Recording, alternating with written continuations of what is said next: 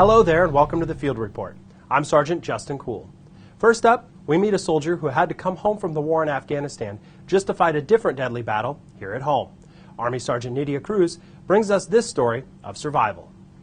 31-year-old specialist Adriana Mancera eagerly deployed December 2012 to fulfill another chapter in her military career. Little did she know her deployment would be short-lived. When she told me, I know it was probably dumb on my part, but I thought she was joking, because I'm like, she told me and I'm like, nah, But it wasn't a joke. It was a diagnosis of inflammatory breast cancer, a rare and aggressive disease in which cancer cells block lymph vessels in the skin of the breast. When the reality finally set in, she only had one question. What's the next step? And I even asked her, is it something for it to be a quick fix, and would I be able to go back? Because I just wanted to go back. Instead, she returned to Joint Base Lewis McChord, where she underwent chemotherapy, a mastectomy, and is now undergoing radiation therapy. To her, that's not the hardest part. I don't think I'm ever gonna be not angry until it's over. I know everybody keeps saying that right now, because I did the surgery, that I'm good, but in reality, I don't really know. Although she's still undergoing treatment, Mancera keeps her spirits high and has another survivor on her side. She's so positive. She has such a positive attitude. I've never once heard her complain about anything. I certainly can't say the same about me. There were times that I complained, and so she's just taught me really, to take life every day and to stay positive, and you can win. If something bad happens, right away people want to end their lives or stuff like that. You're not winning.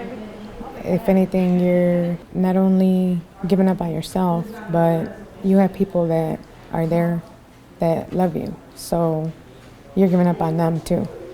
My family, we don't believe in giving up. For the Field Report, I'm Army Sergeant Nidia Cruz. How many times did you find yourself at that bridge? More times than I want to say. I wasn't well, I wasn't myself. Everything was different when I got back from deployment. It just felt like everything was happening all around me and I couldn't do anything about it. The Army keeps me fit. I work out with the group, I work out on my own, but mentally, I wasn't ready for the stress I was dealing with. No, I didn't tell anyone. I didn't want anyone to know. He flat out asked if I was suicidal. And I told him everything. There was no knife, no guns, no pills. There was nothing tangible for him to take from me. The only danger was myself. I tried to thank him for giving me the help I needed. He said, it's my duty to intervene. I'll always remember that. Now we're going to visit some ladies who are keeping things rolling on Joint Base Lewis McChord. Let's meet the Betty Brigade. 1 part toughness, 1 part style, and all skill. These ringers, or new derby skaters, are learning what they need to know. All the things that I thought I knew how to skate before when I was in 3rd grade, rolling around in the glitter with the disco ball, I thought that was really how you skate, and then I got here and did all those things, and that's not how you skate. So they've been teaching me to stay low, how to do the stops properly, how to fall properly, which is crucial for me because I fall a lot.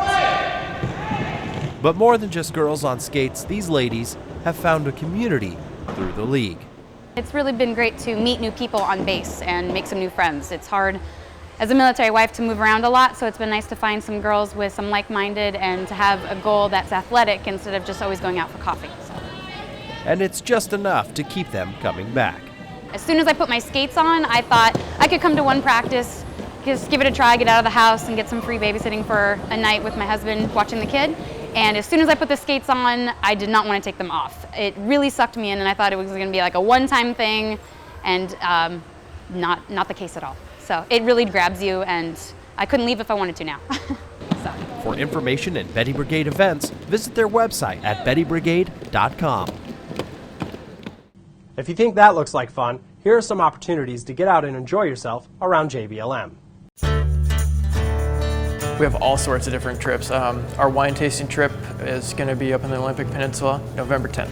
All the local companies are working with the local farms to pair their wines with different foods that are grown here locally in Washington. It's getting a little chilly. We're still trying to work out some of our quick, easier hikes just to get people out there, have fun for a quick spot. We got our Little Mount Si hike. It's a 4-mile trip down by North Bend. We get up on a great lookout of the valley. We have our High Rock Lookout hike.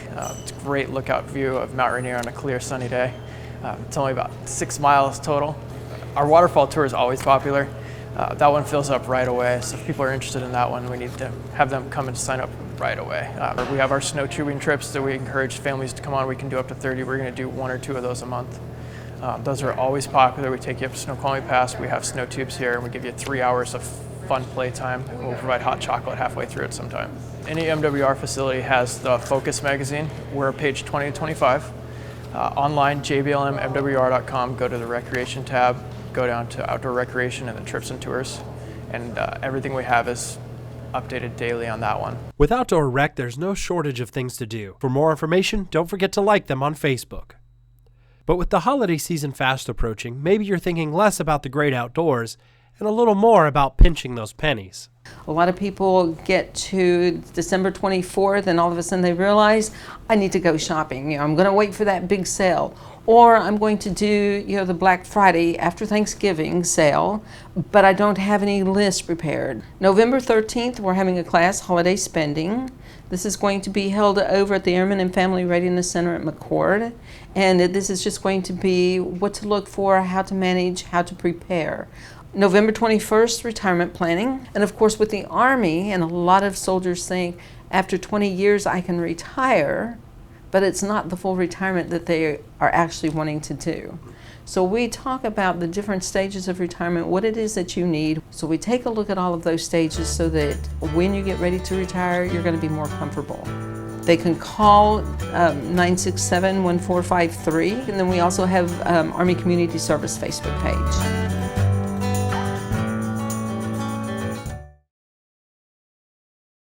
Well, greetings and salutations.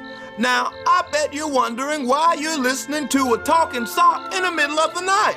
Well, it's simple, Simon. Socks don't sleep, but you do. It's true. Go for peak performance by getting 7 to 8 hours of sleep per night. Visit armymedicine.mil to learn more. Thanks, random expert. Now, stop staring and start sleeping. This message has been brought to you by the letter Z. And now Sergeant Brian Spradlin takes a look back to World War I and the enduring memory of the Wild West Division, whose sacrifices have been set in stone. The 91st Division constituted on August 5, 1917 at Camp Lewis, Washington. The Wild West Division was made up of recruits from across the western United States and quickly readied its troops and departed for France to take part in the First World War. The 91st fought for less than 3 months, from September 1918 till the war's end in November, driving back the German army during the Meuse-Argonne offensive and losing more than 5,000 men. After the war, 91st Division veterans commissioned famed American sculptor Avard Fairbanks and Seattle architect John Graham Sr. to create a monument to the men who fought and died. Consisting of 6 figures in a 40-foot sandstone tower, the monument represents duty, service, and compassion, and bears the words, "The right shall prevail." The monument was completed in 1929, and on every Armistice Day from 1930 onward, a reunion of 91st veterans came to honor the comrades they lost and the bond they shared. By 1974, the attendance had dropped to just 10, but still they came to pay their respects. Today, the monument stands in silence as a symbol of service and sacrifice, reminding all who pass by of those gallant dead who served so long ago. For the Field Report, I'm Army Sergeant Brian Spradlin.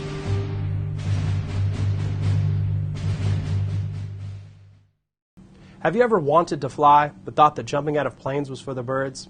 Well, Staff Sergeant Elwin Lovelace has just the thing for you. Many have dreams of doing things as fun or adventurous as skydiving. But what about those who aren't quite ready for the sky? There's a solution for that. Here. For all you thrill seekers or those who just want something fun to do with the family, iFly definitely has a lot to offer. If you've ever dreamt of soaring through the sky, your dreams are about to take flight. From 3 to 103, as long as you're not wearing a diaper, we can fly you. When it comes to our wounded vets, this is a great way to help overcome things like post-traumatic stress disorder. We work very closely with charities. They offered to give me a lesson, so I took them up on it. Wow, that was definitely amazing. You guys have got to try this. I mean, what's better than flying? I mean, from beginner level to advanced, as far as you want to go, these guys are very professional and they'll teach you everything you need to know. Whether a beginner taking the family out for fun or those who choose to take the sport to the next level, the challenge awaits. The experienced trainers can train you from beginner's level all the way to the pros, for just about any occasion. Think about us for your birthday parties, think about us for your bachelor parties, for your bridal parties, for everyday just fun stuff. And it's going to take some work. I'm going to have to come back some more and do some more practicing, but I mean, it was a blast, and I mean, the instruction is fabulous here. They teach you how to do the moves and stuff, and I felt safe the entire time. So, if you want to take a day for a little adventure, try taking a dive through the sky. Sky not needed. For the Field Report, I'm Army Sergeant Elwin Lovelace. That about does it for the Field Report. For these stories and more, visit us on Facebook at facebook.com/5thMPAT. I'm Army Sergeant Justin Cool. Thanks for stopping by.